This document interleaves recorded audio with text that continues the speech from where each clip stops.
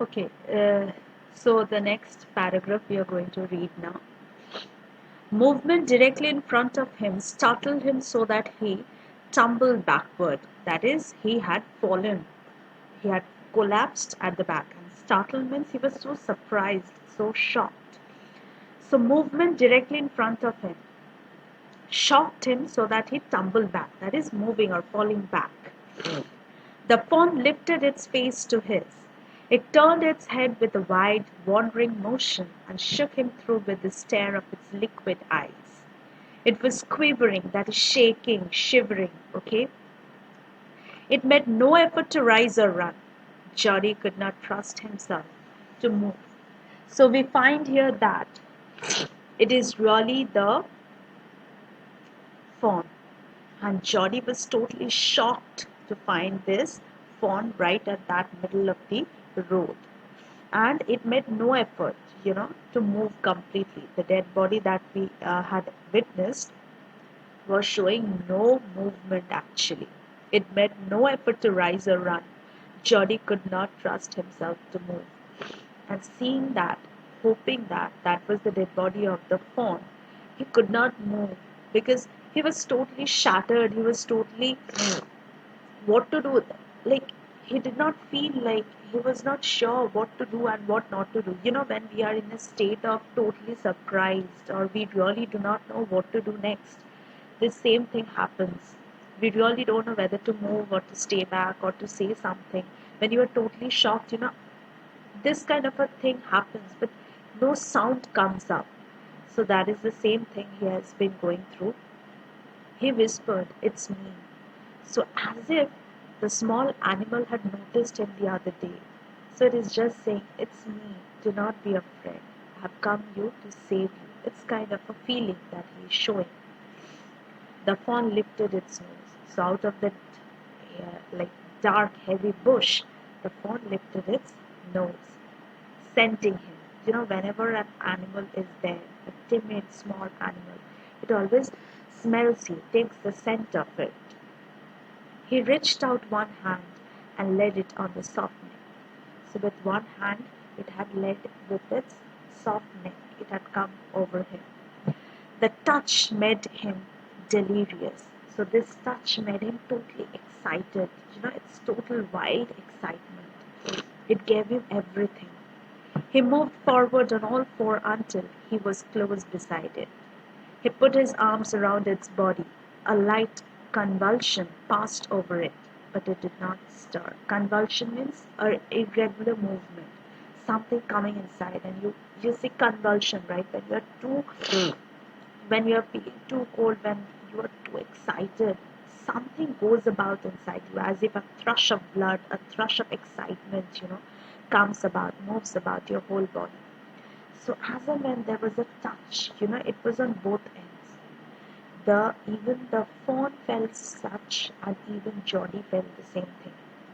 With the very touch of it, with the very touch of, human touch, loving touch. Touch makes you feel many things. So the same thing has happened, we can see, okay? Let's see what is there in the next paragraph, okay, or in the next line. Now we are moving to para 8. He stroked its sides as gently as though the fawn were a china deer, and he might break it. Its skin was very soft, it was sleek and clean, and had a sweet scent of grass. He rose slowly and lifted the fawn from the ground. Its legs hung limply. They were surprisingly long, and he had to hoist the fawn as high as possible under his arm. So what we find here is he stroked its sides as gently, as if this is the fawn, and he stroked it as gently as possible. If you have a pet at your house, you will well understand. You do not do it roughly like this. No one loves us. If a mother makes love to us or a father makes love to us, the show and the touch is very gentle. You touch it with a very gentle hand and arm. Nobody touches you like forcefully, right? So the same thing. Out of love, out of everything, out of compassion, out of passionate thing, it was touching the animal very softly, right? He stroked its sides as gently as possible, as though the fawn were a china deer. It shows that moving one's hand over a surface very gently, as if a china deer here refers to, as if it is a very small deer. And yeah, it was a small deer, and as if with that it would get hurt, and he might break it. As if it was so, you must have heard about bone china glass, right? We say this like glass is so soft and so tender and so easily broken that you touch it, you place it with a very gentle arms. So the same thing is happening, as if it will break. Likewise, it was like moving its hand very gently. Its skin was very soft. It was sleek and clean. Sleek means it was very lean and thin. And it was clean and had a sweet scent of grass. Since it moves about in the forest and it is totally clean and everything, it has a sweet smell in it. He rose slowly and lifted the fawn from the ground. Its legs hung limply. Limply means lacking firmness. It's like moving in a hanging loose. It's not firm. It has not yet got everything. As if it is a newborn animal. And moreover, the thing is, it has not got enough food to make itself strong. They were surprisingly long, and he had to hoist it, that is, raise it, the fawn, as high as possible on his arm. So it was so small that it had to be raised as high as possible because the shrubs were really harsh on it. The shrubs that were around were really harsh on it.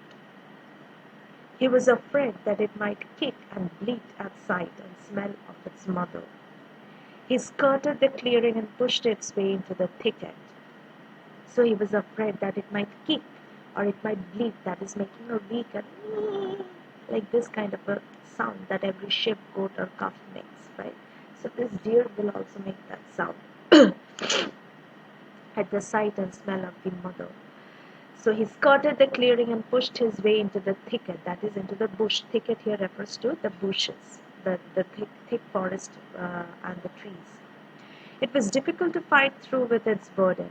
Difficult to fight through means it was also difficult for Jody. Jody was also a small boy, right? So carrying the weight, that is the animal in that hand, and moving the thick bushes was really becoming heavy burden for him. The fawn's legs caught in the bushes and he could not lift his own with freedom. He could not lift his legs very freely. It was not a free movement. He tried to shield his face from prickling vines. It was trying to shield it. It was trying to cover it from the prickling vines of the bushes so that the animal doesn't get hurt and he himself as well. Its head bobbed with its stride. So as and when the bushes were coming, it was moving, it was bobbing its head. His heart thumped with the marvel of its acceptance of him. That is, it was his feeling that the animal had accepted him. It was a nice kind of a feeling. He reached the trail and walked as fast as he could until he came to the intersection with the road home. He stopped to rest and set the fawn down on its dangling legs. Dangling legs means it was still moving, it was still loose. It was not yet stiff enough, you know, due to lack of food, due to lack of everything. It was still moving. It was moving very piteously. It wavered on them. It looked at him and bleated. And the animal, after coming to the intersection of the road towards his home, it had put it down on the main road. At that time, it was looking towards it and it was bleeding like this kind of sound. He said, "Enchanted, I'll carry you after I take my breath." So it said that, Jody said that, yes, yes, beta, I'll carry you once I take some breath, because he was also a human being and a small child, right? He remembered his father saying that a fawn would follow it had first been carried. He started away slowly. The fawn stared after him. He came back to it and stroked it and walked away again. It took a few wobbling, that is, moo moo moo sound it made. Steps forward, moving sound as if it will be about to fall. Like you have seen a small child walking towards you, right? It seems that it's moving, it's coming towards you, but the child will definitely fall back. So that kind of a movement. It belonged to him. It was his own. He was light-headed with its joy. He wanted to fondle it, to run. Fondle it means it was patting to make movement and to make it run, right? And romp with it, to call to it to come to him. He dared not alarm it. He picked it up and carried it in front of him over his two arms. It seemed to him that he walked without effort. So as and when he hugged it with love and affection, it was kind of a affection and movement, you see, and romp with it. Romp with it means it's a rough, energetic play. Both of them, the animal got as if a share of love from the boy Jody, and Jody was also happy to get the fawn. So it was a kind of alarming energy that they both got. He dared not alarm it. Dared not make nonsense things out of it. He picked it up and carried it in front of his over his two arms. So immediately he carried it over after taking a small breath, after coming into some senses and everything, and had taken it up. It seemed to him that he walked without effort. Now it seemed to him that, after some time, since there were no more bushes, since he did not have to thrive between the trees and the bushes and the shrubs, now the movement was quite easy for him because the road was straight and it was a wide road. Now the movement was pretty easy for him. His arms began to ache, but even then, carrying such a heavy load, his arms were aching, and he was forced to stop again.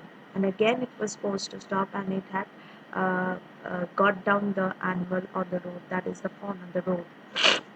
When he walked on, the fawn followed him at once. So immediately, as he left the fawn by the side and was about to take some rest, the fawn immediately followed him. The fawn did not allow him to be alone for a single moment. It got a kind of, shelter to him. So it was that feeling. When he walked on, the fawn followed him at once. He allowed it to walk a little distance, as much as possible. We do it with the small kids also, no? Once we move apart, they won't leave us. They will also hold your hand and they will move along. And we take that advantage that you come along because it becomes heavy for us, to carry the weight for a long time. It might not be too weighty, but when you carry the weight for a long time, it becomes weighty for you. The distance home was nothing. He could have walked all day and into the night, carrying it and watching it follow. He was wet with sweat, but a light breeze blew through the June morning. So the summer breeze and everything was very pleasant. The distance was nothing basically, and it could have spent the entire day with him. But carrying the weight, he was sweating, and the light breeze was quite cozy and satisfactory for that. Cooling him. The breeze was literally cooling him. It was refreshing. The sky was as clear as spring water in a blue china cup. So it refers to a crystal clear blue sky. So the sky was clear blue. It was not cloudy. It was not very shady or anything. It was very clear. He came to the clearing. It was fresh and green after the night's rain. So everything was very fresh and green because last night it had rained, as we have got to know it previously itself. It was fresh and green after the night's rain. He fumbled with the latch and was finally obliged to set down the fawn to manage it.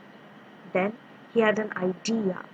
He would walk into the house, into Penny's bedroom, with the fawn walking behind him. But at the steps, the fawn balked and refused to climb them. He picked it up and went to his father. Penny lay with closed eyes. Penny here refers to, as I said you, the father of Johnny. And to give it a surprise, he himself was walking and he made the fawn walk at the side behind him, that is at the back of him, to give it a surprise. And what did he find? His father was laying on the bed, closing his eyes. So everybody's surprised, and he made the fawn walk at his back.